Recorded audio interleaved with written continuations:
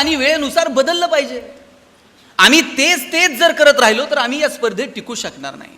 काळ आणि वेळेनुसार जर तुम्ही तंत्रज्ञानामध्ये बदल केला नाही, तुमच्या अभ्यासामध्ये बदल केला नाही, तुम्ही ज्ञानाच्या बाबतीत अपडेटेड राहिला नाहीत, तर तुम्ही या स्पर्धेच्या युगामध्ये टिकू शकणार नाही. अमिताभ बच्चन निवेदक पदाची नोकरी मिळावी म्हणून आकाशवाणीमध्ये इंटरव्ह्यूला गेले होते आणि आवाज चांगला नाही म्हणून बच्चन साहेबांची नोकरी नाकारली. आता आवाज चांगला नाही म्हणून ज्या बच्चनची नोकरी नाकारली, त्याच आवाजाच्या जोरावर बच्चन आज बॉलिवूडचा शहनशाह बनून मिरवतो.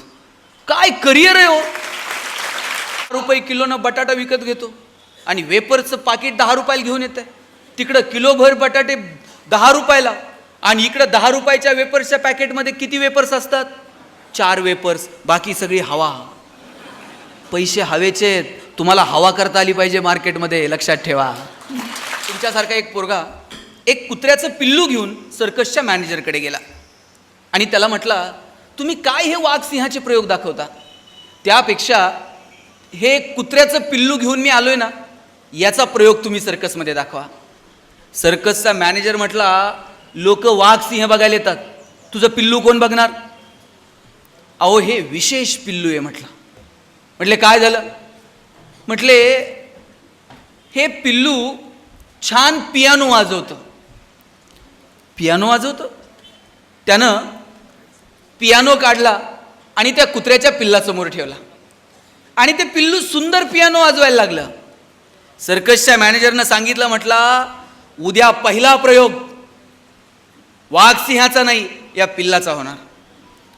तेवढ्यात एक मोठं कुत्रं हॉलमध्ये आलं, त्या छोट्या पिल्लाला दातात उचललं, पियानोला अशी लात मारली आणि रागात बाहेर निघून गेला.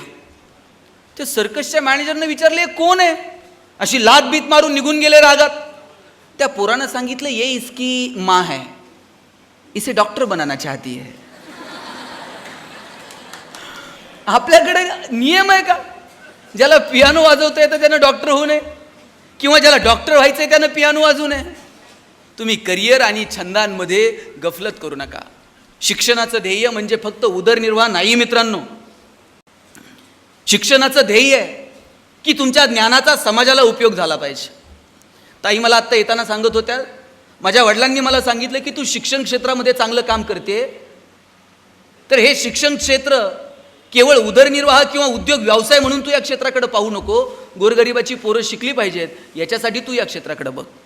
माझी सगळ्या विद्यार्थ्यांना विद्यार्थिनींना विनंती आहे, आपलं ज्ञान हे समाजाभिमुख असलं पाहिजे. आपल्या ज्ञानाचा समाजाला काही उपयोग आहे का, हा विचार आपल्या मनामध्ये असला पाहिजे. आणि त्याच्यासाठी तुम्ही मोठी स्वप्न बघितली पाहिजेत. उद्योगात, व्यवसायात, व्यापारात आलं पाहिजे. ताई मगाशी म्हटलं की तुमच्यामध्ये प्रचंड एनर्जी आहे. अगदी खरं आहे, तरुणांमध्ये प्रचंड एनर्जी आहे, पण ती एनर्जी कुठे युटिलाइज करायची ना, याचं प्लॅनिंग आपल्याला करावं लागेल. एनर्जी कॉन्झर्वेशनचा नियम आहे. इथे सायन्सची पोरं आहेत का?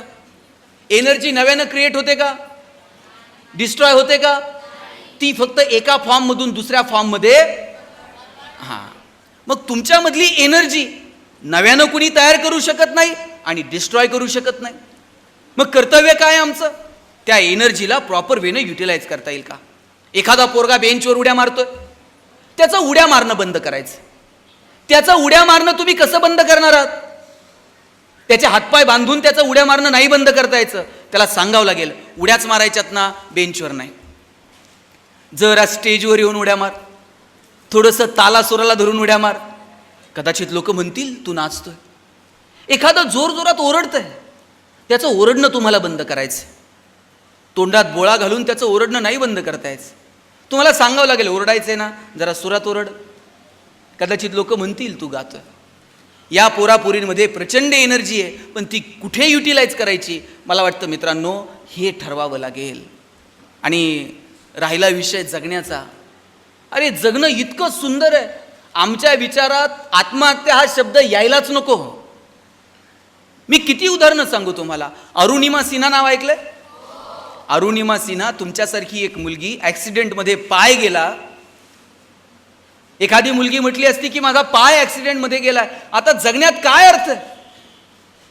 कृत्रिम पाय बसवला, चालायला शिकली, धावायला शिकली आणि एव्हरेस्ट शिखर सर करणारी जगातली पहिली महिला ठरली. काय म्हणायचं या मुलींना? आईन्स्टाईन साधा मुलगा होता, पण संशोधनाच्या क्षेत्रात असं भन्नाट काम करून दाखवलं. इरा सिंगल आज महिला बालकल्याण विभागाची ब्रँड अँबॅसिडर आहे, दिव्यांग आहे, परीक्षा उत्तीर्ण झाली, परंतु केवळ दिव्यांग आहे म्हणून लवकर हजर करून घेतलं नाही, कोर्टात जाऊन स्वतःच्या अधिकारासाठी हक्कासाठी लढली. आज IAS ऑफिसर आहे. ज्या लोकांना काही मिळालं नाही किंवा ज्यांच्यामध्ये काहीतरी कमतरता आहे अशी माणसं सुद्धा स्वतःच्या इच्छाशक्तीच्या जोरावर कुठे निघून गेली. आणि आम्ही छोट्या छोट्या गोष्टींसाठी आत्महत्यांचा विचार करतो. हे आयुष्य परत नाही मित्रांनो. जे तुमच्या वाट्याला आलंय ना ते मस्त जगायचं, एन्जॉय करायचं. आयुष्यात संकट बिंकट येत राहतील, कधी संकटांच्या समोर असं छाती काढून उभं राहायचं, कधी 2 पावलं माघार घ्यायची, कधी संकटाच्या नादाला न लागता वळसा घालून निघून जायचं. तारतम्यानं आयुष्य जगायचं. ज्या ज्या वेळेस तुमच्या मनात असे निगेटिव्ह विचार येतील ना, त्या दिवशी तुमच्या आईचा आणि तुमच्या वडिलांचा चेहरा आठवायचा. पोरांनो, आता तुम्ही मोठे झालात, 10वी 11वी 12वीला आलात, बापाच्या खांद्याला आलात. बापाची चप्पल एकदा पोराला यायला लागली ना, मग बाप रागवत नाही, बाप मारत नाही. लहान होतो तेव्हा बाप जर चुकलं तर फटका मारत असेल, आता वडील मारतात का? आता वडिलांच्या डोळ्यांची भाषा बाळांनो तुम्ही समजून घेतली पाहिजे. आपले वडील शेती करतात, आयुष्यभर कष्ट करतात, कुठंतरी MIDCला कामाला जातात. बाप सायकलवर कामाला जातो पण तुमची फी भरतो. काय अपेक्षा आहे वडिलांची तुमच्याकडनं सांगा? वडिलांची अपेक्षा अशी नाहीये की पोरानं रोज मला 2-5 हजार रुपये आणून द्यावेत. बापाची अपेक्षा आहे पोरानं असं नाव कमवावं, आत्तापर्यंत माझी ओळख, आत्तापर्यंत तुमची ओळख काय? अमुक अमुक यांचा मुलगा. बापाची अपेक्षा आहे एक दिवस असा आला पाहिजे की अरे ते अमुक अमुक साहेब आहेत ना, त्यांचे वडील आहेत बरं का, हे तुमच्या नावानं तुमच्या वडिलांची ओळख झाली पाहिजे. पोरांनो, असं कर्तृत्व करून दाखवा. वडिलांची तुमच्याकडनं प्रांजळ अपेक्षा आहे. मुलांनी लवकर हाताखाली यावं, मुलांनी त्यांचं कर्तृत्व करावं. म्हणून बापाचा चेहरा जरी आठवला ना तरी तुमची चुकीची पावलं पडणार नाही याची मला खात्री आहे. आणि पोरींनो, वडिलांचं मुलावर जेवढं प्रेम असतं ना त्याच्या थोडं तरी जास्त प्रेम मुलीवर असतं. मुलांनी वडिलांना काही मागू द्या, वडील म्हणतील 2 दिवस थांब, पगार होऊ दे, मग देतो. मुलीनं वडिलांना काही मागायला उशीर, बापाला असं वाटतं कधी नेऊन देऊ आणि कधी नाही. बापाला माहीत असतं चिमणीसारखी ओसरीवर थुई नाचल आणि एक दिवशी भुरकन उडून जाईल. जोपर्यंत आपल्या घरात आहे तोपर्यंत तिचे सगळे हट्ट पुरवायचे हे बापानं ठरवून घेतलेलं असतं.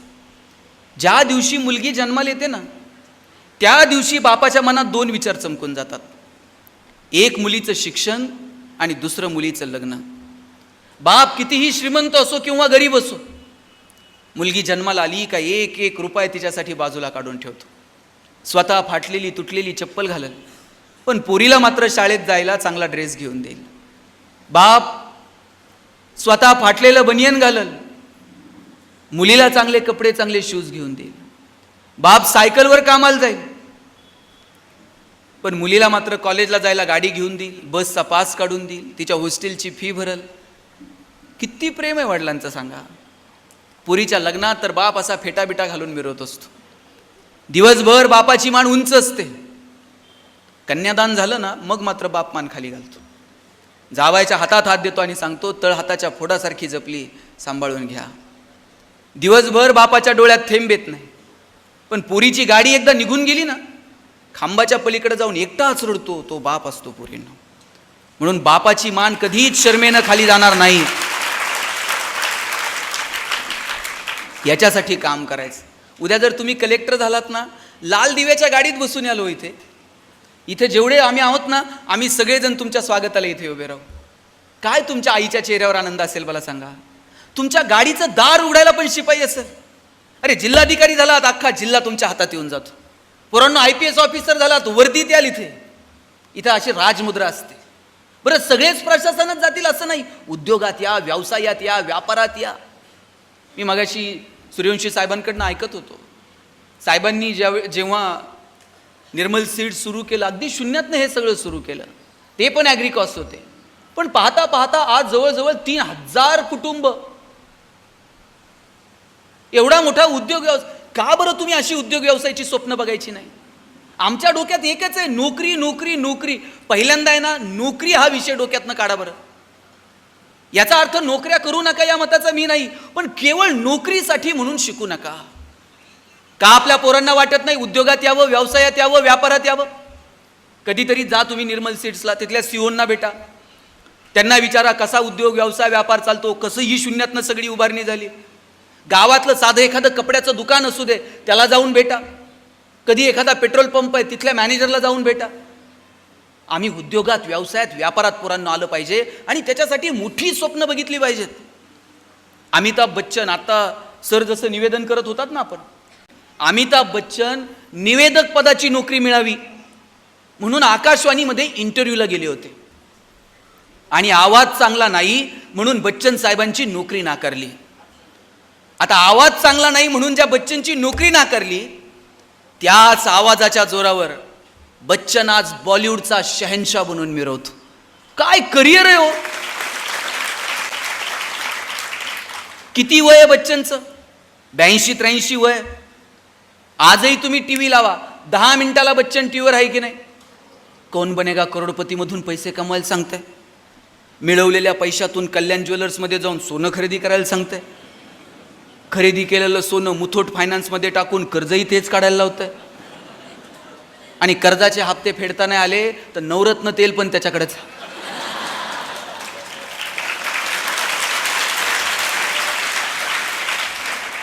ठंडा ठंडा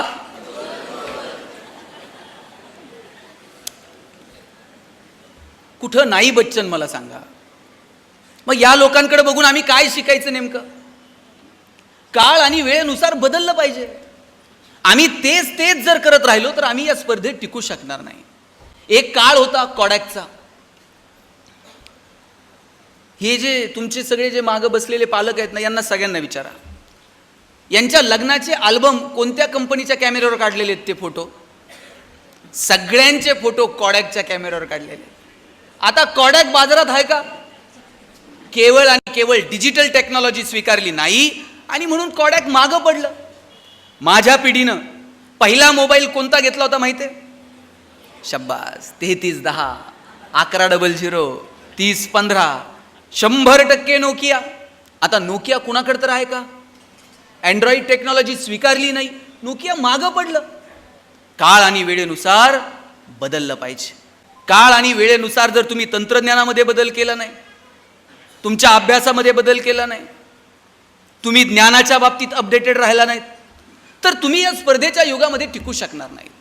अहो, इस्रायल सारखा एवढासा छोटासा देश आहे, पण शेतीच्या क्षेत्रामध्ये जगात कुठल्या कुठे निघून गेला. आम्हाला आत्ता कळलंय की पाणी हे पिकाला द्यायचं असते, शेताला नाही. आम्ही गेली इतके वर्ष शेतालाच पाणी देत होतो. आता आम्ही ठिबक बिबक सगळ्या गोष्टींकडे वळालो. कधी आम्ही तंत्रज्ञान स्वीकारणार आहोत? कधी आम्ही काळ आणि वेळेनुसार बदलणार आहोत? पोरांनो, तुम्ही संशोधनाच्या क्षेत्रामध्ये आलं पाहिजे. बघा, इस्रोनं काय आपल्या देशात काय भन्नाट कामगिरी केली की जगाला हेवा वाटला. तंत्रज्ञान नवीन शोधलं पाहिजे, नवीन तंत्रज्ञान स्वीकारलं पाहिजे, काळ आणि वेळेनुसार बदललं पाहिजे. मला आठवतंय, रविवारी मराठी पिक्चर लागायचा टीव्हीला 4 वाजता, आणि त्या पिक्चरमध्ये मध्येच एक जाहिरात लागायची. माझ्या वयाच्या सगळ्या पोरांना ती जाहिरात आठवत असेल. लाईफ बॉय है जहा, सगळ्यांची पाठ आहे जाहिरात. लाईफ बॉय है जहा तंदुरुस्ती है वहा. आणि त्या जाहिरातीमध्ये ना फुटबॉल खेळणारी पोरं दाखवलेली होती. भारतामध्ये कधीतरी फुटबॉलची क्रेज होती का? आपल्याकडे जनरली क्रिकेटची क्रेज आहे, पण त्या लाईफ बॉयनं फुटबॉल खेळणारी पोरं जाहिरातीत दाखवली होती. मला वाटायचं हे लाईफ बॉयनं काय फुटबॉल खेळणारी पोरं दाखवली. पण लाईफ बॉयला विचारायचं कोणी? लाईफ बॉयची मोनोपोली होती. जमाना होता लाईफ बॉयचा.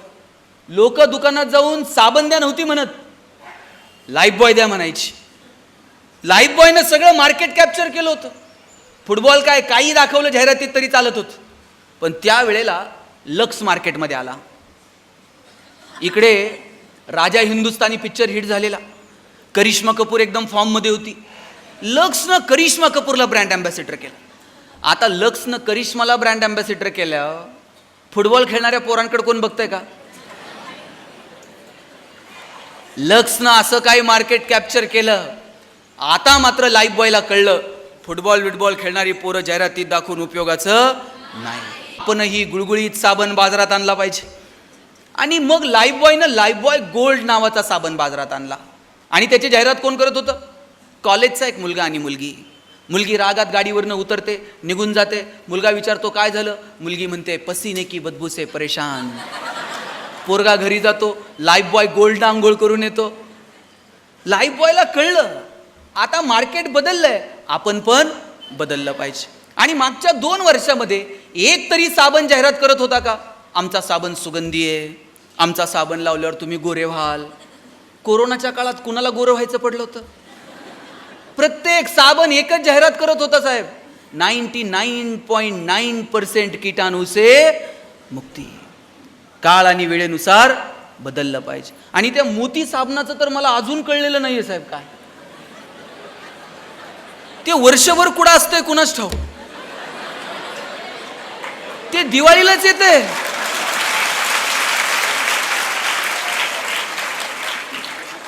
उठा त्यानं ठरवून घेतलंय आपलं वर्षभर प्रोडक्शन करायचं आणि दिवाळीला मार्केट कॅप्चर करायचं. गरीबातला गरीब आणि श्रीमंतातला श्रीमंत माणूस मोतीनं आंघोळ केल्याशिवाय दिवाळी साजरी केल्यासारखी वाटत नाही. जमाना मार्केटिंगचा आहे, जमाना तंत्रज्ञानाचा आहे. आपलं खणखणीत नाणं बाजारात वाजून विकता आलं पाहिजे. पोरांनो 10 रुपये किलोनं बटाटा विकत घेतो आणि वेपर्सचं पाकिट 10 रुपयाला घेऊन येतं. तिकडं किलोभर बटाटे 10 रुपयाला आणि इकडं 10 रुपयाच्या वेपर्सच्या पॅकेटमध्ये किती वेपर्स असतात? 4 वेपर्स, बाकी सगळी हवा. पैसे हवेचे, तुम्हाला हवा करता आली पाहिजे मार्केटमध्ये, लक्षात ठेवा.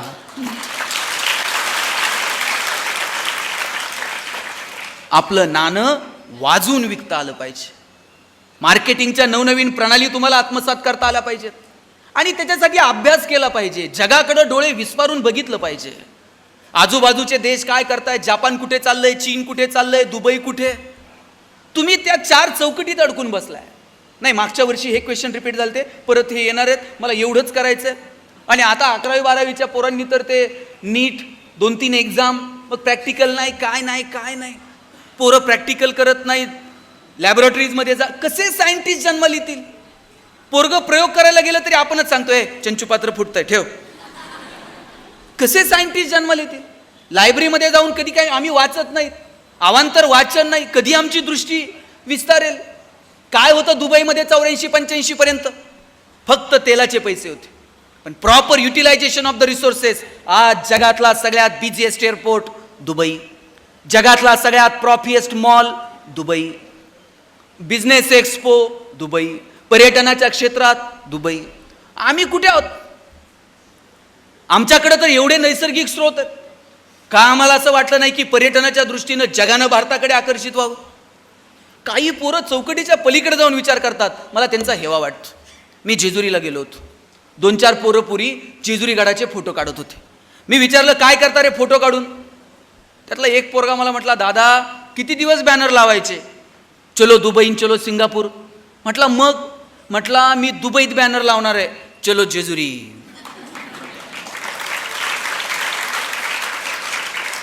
दुबईतली लोक जेजुरीत आणतो का नाही बघा म्हटलं. आणि म्हटलं आणून काय करणार? काय नाही म्हणला, खालून वर त्यांना गडाव पायपाय घेऊन जाणार आणि एकदा का ते घामाघूम झाले मग त्यांना लेक्चर देणार किती कॅलरीज बर्न झाल्या. आणि रात्री म्हणला 2-2 हजार रुपये तिकीट काढून त्यांना जागरण गोंधळ ऐकायला लावतो का नाही बघा म्हटलं. मला हेवा वाटतो या मुलांचा, जे चौकटीच्या पलीकडे जाऊन विचार करतात. म्हणून केवळ तुमच्या गुणपत्रिकेला आलेली गुणांची सूज म्हणजे तुमची गुणवत्ता नाही आहे. अभ्यास फक्त पोरांनो मार्कांसाठी करू नका. भूगोल अभ्यासताय ना, अक्षांश आणि रेखांश डोळ्यासमोर दिसले पाहिजेत. इतिहास अभ्यासताय ना, इतिहासातली पात्र अशी नजरेसमोर आली पाहिजेत. लॅबोरेटरीमध्ये जाऊन काही प्रयोग करताय ना, त्या सायंटिस्टनं तुमच्याशी गप्पा मारल्या पाहिजेत. मराठीतला एखादा धडा वाचताय ना, त्या लेखकासोबत तुमची मैत्री झाली पाहिजे. एखादी कविता अभ्यासताय ना, तर कवीसोबत तुम्ही संवाद साधला पाहिजे. इतकं एकरूप जेव्हा तुम्ही तुमच्या अभ्यासासोबत व्हाल, तेव्हा त्या अभ्यासाची मजा यायला लागेल. आमचं सगळंच मार्कांसाठी. शिवाजीराजे 4 मार्काला, संभाजीराजे 5 मार्काला. तुकाराम महाराजांचा अभंग अवघड आहे म्हणले, ऑप्शनला टाकू. परवा 10वीतला पोरगा मला विचारत होता, सर यावर्षी मराठीच्या पेपरला ज्ञानदेव पडणार आहेत का तुकाराम पडणार आहेत? म्हटलं हे पडतील कसे ज्यांनी महाराष्ट्र उभा केला? सगळं कसं मार्कांसाठी? जरा मार्कांच्या पलीकडे जाऊन तुम्ही तुमच्या अभ्यासाकडे बघितलं पाहिजे. तुमच्या आईबापानं तुमच्यासाठी टाळ्या वाजवल्या पाहिजेत. पोरांनो, इतकं मोठं. तुम्ही विठ्ठल लहाने नाव ऐकलंय? प्लॅस्टिक सर्जन आहेत. मी त्यांचं एक भाषण ऐकत होतो. ते म्हटले, मी लहान होतो आणि माझी आई मला म्हटली शेजारच्या मावशीची साडी आण. मी शेजारच्या मावशीची साडी आणली आणि आईला दिली. 4 दिवसांना आईनं धुवून घडी घालून दिली आणि म्हणली देऊन ये. मी देऊन आलो. आईला म्हटलं, आई शेजारच्या मावशीची साडी का मागितली? आई म्हटली, लग्नाला घालून जावी अशी एकही साडी माझ्याकडे नव्हती, म्हणून शेजारच्या मावशीची मागितली. टचकन डोळ्यात पाणी आलं. आपल्या आईकडं लग्नाला घालून जावी अशी एक साडी नसावी. आणि त्या दिवशी ठरवलं, एवढं मोठं व्हायचं, आईला रोज नवीन साडी देता आली पाहिजे. डॉक्टर म्हटले, मी डॉक्टर झालो, पैसे मिळायला लागले, आईला रोज नवीन साडी देऊ शकतो, इतके पैसे मिळायला लागले. पण एक दिवशी एक मुलगी बघितली, तिचे ओठ फाटलेले होते, तिचं लग्न जमत नव्हतं. ते दुःख त्या मुलीला विचारण्यापेक्षा तिच्या बापाला किंवा भावाला विचारावं. मी त्यांना सांगितलं, आपण या मुलीच्या ओठांवरती प्लॅस्टिक सर्जरी करू, उद्या तुम्ही तिला हॉस्पिटलला घेऊन या. वडील आणि भाऊ म्हटले, डॉक्टर साहेब आमच्याकडे एवढे पैसे नाहीत, ही नटनट्यांची कामं, आम्ही कुठून आणायचे एवढे पैसे? डॉक्टर म्हटले, पैसे नाही लागणार, तुम्ही या तर. मला माझ्या आयुष्यातला 1.5 तास खर्च करायचा होता. दुसऱ्या दिवशी त्या मुलीचे पालक त्या मुलीला घेऊन आले, मोफत सर्जरी केली, पोरगी गोड दिसायला लागली. 6 महिन्यांनी पोरीचं लग्न जमलं. बाप आणि भाऊ पेढे घेऊन आले. बापाला पेढा देत असताना बापाच्या डोळ्यातलं पाणी बघितलं. एका हातात पेढा होता आणि दुसऱ्या हातात आयुष्याची सगळी प्रॉपर्टी होती. ही सगळी प्रॉपर्टी पेढ्याच्या समोर खुजी वाटायला लागली आणि ठरवलं रोज 4 तरी पेढे कमवायचे. डॉक्टर सांगत होते, माझे वडील 90-92 वर्षांचे आहेत, पण तरुण पोराला लाजवेल असं हवेत तरतर तरतर चालत असतात. एक दिवशी वडिलांना विचारलं, बाबा एवढे हवेत का चालता? वडील म्हटले, मी प्लॅस्टिक सर्जन विठ्ठल लहाने आणि पद्मश्री डॉक्टर तात्याराव लहानेचा बाप आहे, हवेत नाही चालणार तर काय चालणार? पोरींनो, तुमच्या बापाला तुमच्याकडे बघून हवेत चालावं वाटलं पाहिजे. काय मुलीनं कर्तृत्व केलं, काय मुलानं, याच्यासाठी म्हणून मित्रांनो काम करा. ज्या दिवशी तुमचे आई वडील तुमच्यासाठी टाळ्या वाजवतील, समजायचं तुमचं जगणं सुंदर होऊन गेलं. तुमचा पाय घसरला, नको त्या गोष्टींच्या नादी लागलात. आत्महत्या करायची वय का? वय वर्ष 14-22. भगतसिंग तर फासावर जाणार होते. आदल्या दिवशी लेनिनचं चरित्र वाचत बसले होते जेलमध्ये आणि जेलरनं विचारलं, चलो भगतसिंग अब निकलना है. फासावर द्यायचंय भगतसिंगांना आणि लेनिनचं चरित्र वाचत बसले. जेलरनं विचारलं, अब निकलना है. भगतसिंगांनी असा हात केला आणि सांगितलं, थांब, एक क्रांतिकारक दुसऱ्या क्रांतिकारकासोबत बोलतोय. पुस्तक वाचून संपवलं, पुस्तक खाली ठेवलं आणि हसत हसत फासावर गेली ही माणसं. या माणसांच्या मनात एकदाही आत्महत्येचा विचार आला नाही. हसत हसत आपलं जीवन संपवलं. कशासाठी? देशासाठी. आणि इथं आम्ही फंटूस कारणांसाठी आत्महत्या. एखाद्या विषयात मार्क कमी पडले म्हणून आत्महत्या, नोकरी लागली नाही म्हणून आत्महत्या, कॉलेजला नंबर लागला नाही म्हणून आत्महत्या, प्रेम प्रकरणात आत्महत्या. अरे तुमच्या आईबापा इतकं प्रेम करतो कोण तुमच्यावरती? त्यांचा चेहरा तुमच्या डोळ्यासमोर आला पाहिजे. रोज सकाळी घरातनं बाहेर पडलात ना पोरांनो, आईच्या पायावर डोकं ठेवा. आई काळीच काढून देते, माझं आयुष्य पण तुला लागू दे म्हणते. सकाळी बाहेर पडताना बापाच्या पायाला फक्त हात लावा. बाप असा पाठीवर थाप मारतो, पठ्ठ्या सुखात राहा म्हणतो. कोण करतं एवढं प्रेम तुमच्यावर मला सांगा? मग त्या आईबापासाठी आपण जगायचं नाही? आपलं कुटुंब, आपला समाज, आपल्या अवतीभोवतीची माणसं आपल्याकडनं प्रचंड अपेक्षा ठेवून आहेत आणि आम्ही असल्या फंटूस कारणांसाठी आत्महत्या करायच्या? आयुष्यात कधीच असा विचार करायचा नाही. आणि लक्षात ठेवा, ज्या वेळेस असं खचल्यासारखं वाटेल, ज्या वेळेस असं वाटेल की आता जगण्यात राम उरला नाही, त्यावेळेस शिवाजी महाराजांची आग्र्याहून सुटका एवढं प्रकरण फक्त वाचायचं. तुम्ही आयुष्यात कधी आत्महत्येच्या मार्गावर जाणार नाही. मिर्झा राजेसोबत तह केला. एक एक किल्ला मिळवण्यासाठी कितीतरी मावळ्यांनी प्राणांची आहुती दिली आणि मिर्झा राजेसोबत झालेल्या तहामध्ये महत्वाचे 23 किल्ले मिर्झा राजेला द्यावे लागले. केवढं मोठं संकट आहे आयुष्यातलं. 23 किल्ले दिले मिर्झा राजेला. एखादा राजा म्हटला असता 23 किल्ले दिले, आता काय करायचं, परत कसं राज्य मिळवायचं. पण राजे गर्भगळीत होत नाहीत. संकटाच्या समोर असं छाती काढून उभं राहतात आणि भेटायला जातात औरंगजेबाला थेट आग्र्याला. बरं एकटे जात नाहीत, जाताना एवढ्या एवढ्याशा संभाजीराजांना सोबत घेऊन जातात.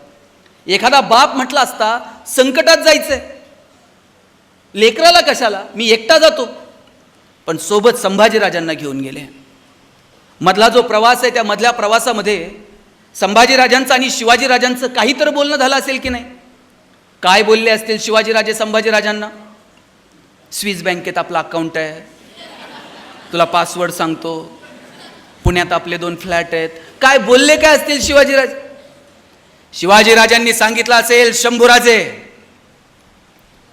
आतापर्यंत तुम्ही जिंकणं बघितलं, आतापर्यंत तुम्ही यश बघितलं, आयुष्यातला संघर्ष सुद्धा जवळून बघा, चला आमच्या सोबत. घेऊन गेले.